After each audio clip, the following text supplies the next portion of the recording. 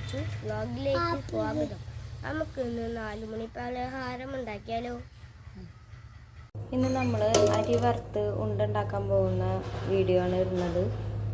എല്ലാവർക്കും അറിയായിരിക്കും, എന്നാലും ഞങ്ങളുടെ ഇവിടെ ചെയ്യുന്ന രീതി ഞാനൊന്ന് കാണിച്ചു തരാം. ആദ്യം നമ്മൾ ഒരു ഗ്ലാസ്, ഞാൻ ഈ ഒരു ഗ്ലാസ്സിലാണ് അരി എടുത്തിട്ടുള്ളത്. അരി എടുത്ത് അത് വറുത്ത്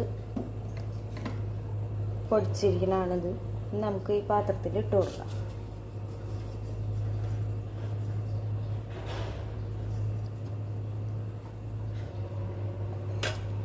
ഇനി നമുക്ക് ഈ ജാറിലേക്ക് തേങ്ങ ചെറുകിയത് വേണം. ഇത് ഒരു നല്ല ഗുണമുള്ള തേങ്ങയാണെന്നുണ്ടെങ്കിൽ പകുതി മതിയാവും.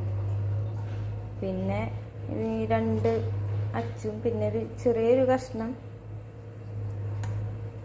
ശർക്കരയും കൂടി എടുത്തിട്ടുണ്ട് ഇതിലേക്ക് മധുരത്തിന്. ഇനി മധുരം കൂടുതൽ വേണമെന്നുള്ളവർ കുറച്ചും കൂടി നോക്കിയെടുത്തോ.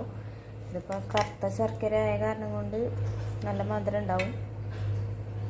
അപ്പോൾ ഇത്രയും എടുത്തിട്ടുണ്ട്. ഇനി നമുക്ക് ഈ തേങ്ങയും ഈ ശർക്കരയും കൂടിയിട്ട് ഒന്ന് മിക്സിയിലിട്ട് അടിച്ചിട്ട് വരാം. അതിൻ്റെ നമ്മൾ തേങ്ങയും ശർക്കരയും കൂടെ മിക്സിയിലിട്ട് അടിച്ച് കൊണ്ടുവന്നിട്ടുണ്ട്. ഇനി നമുക്കത് ഈ അരി പൊടിച്ചതിലേക്ക് ഇട്ട് കൊടുക്കാം.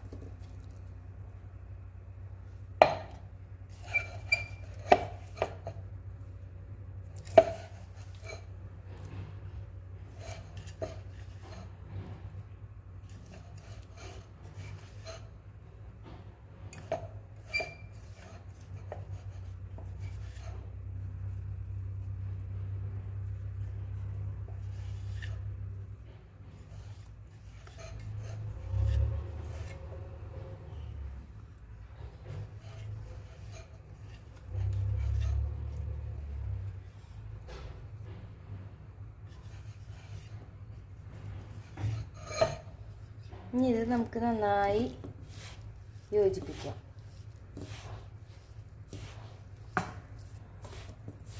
നന്നായി മിക്സ് ആക്കണം. വെള്ളം ഒഴിക്കരുത് കേട്ടോ.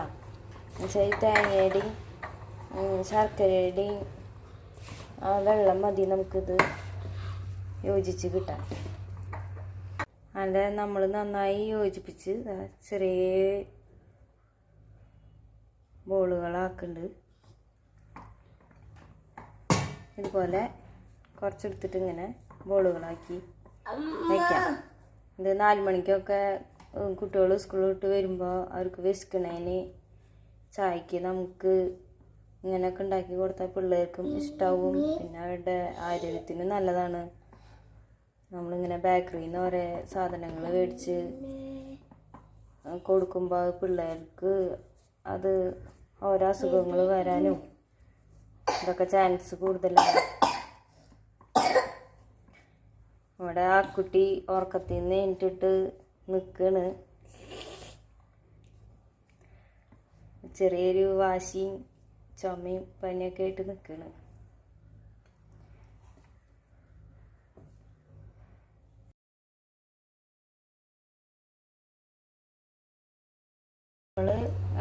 അത് ഇത്രയും ഉണ്ടകൾ നമുക്ക് കിട്ടി. പിന്നെ ഇവിടെ ഇതുണ്ടാക്കിയപ്പോൾ ആ കുട്ടി വാശിയെടുത്തപ്പോൾ ആ കുട്ടിക്ക് 2 ഉണ്ടയും കൂടി നമ്മൾ കൊടുത്ത്. അപ്പം അതിരുന്ന് കഴിക്കുന്നുണ്ട് ആള്.